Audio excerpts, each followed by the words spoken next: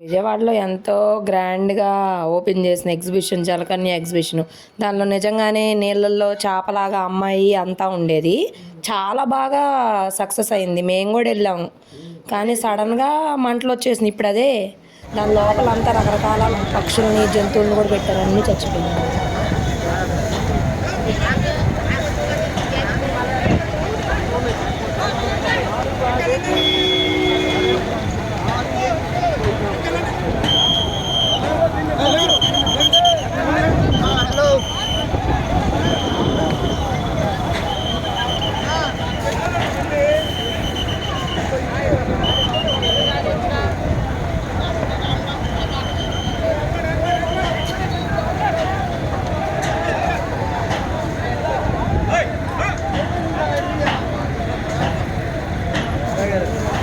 Nossa, andaram meio tal.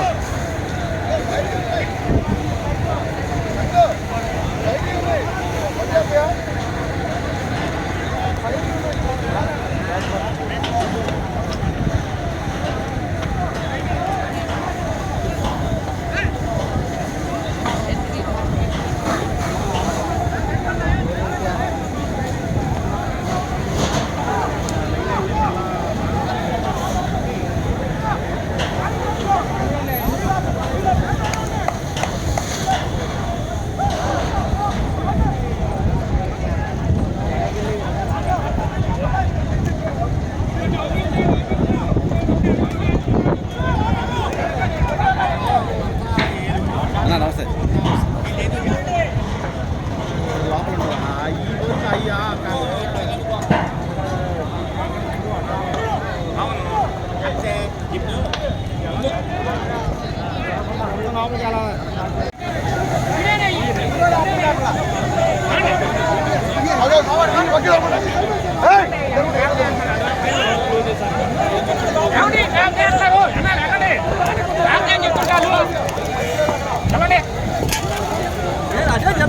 పర్లే పర్లే పర్లే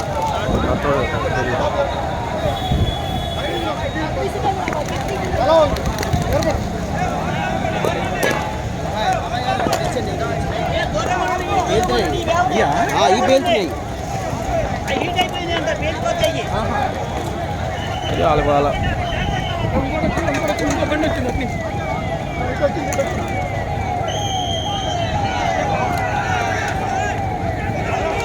మనోళ్ళే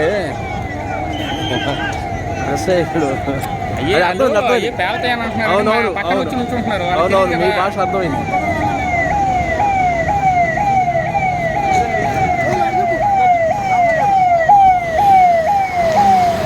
ఎలా జరిగిందో ప్రమాదం ఇంకా తెలియదు కానీ తర్వాతకు మామయ్యకి తెలిసిద్ది. హడావిడి పోలీసులు జనాలు గందరగోళంగా ఉంది అక్కడంతా అసలు. కానీ మనుషులు లేరు. పగలవడం మంచిదైంది. అదే సాయంత్రం 5-6 నుంచి అయితే బాగా జనాలు ఉంటారు. ఇబ్బంది అయిపోయేది. మొన్న శనివారం కూడా మామయ్య వెళ్ళండి అన్నారు. మాకు అసలు బాగోలేదు కదా అని మేము వెళ్ళలేదు.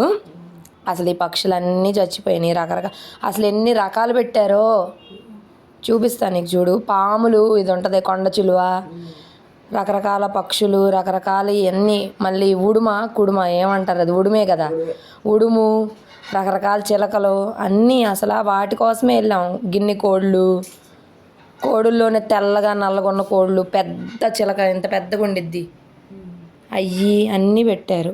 ఇప్పుడు ఇవన్నీ చచ్చిపోయినాయి. అవి బాగా మంచి బోను లాంటి వాటిలో పెట్టారు. ముందు జనాలు పరిగెడతారు కానీ వాటిని వదిలించలేరుగా. అన్నీ అలా అయిపోయింది. భలే అయింది. అసలు ఏమైందో తెలీదు. ఏంటో ఇవన్నీ అలా అయిపోయింది. జనాలు కూడా బాగా వెళ్ళారు. అంటే నీళ్ళల్లో అలాగా అమ్మాయి అలా నీళ్ళల్లోనే ఉంటుంది. అమ్మాయి అంతసేపు అసలు ఎలా ఉంటుందో అంతసేపు అర్థం కావట్లేదు. 2 ఉన్నారు.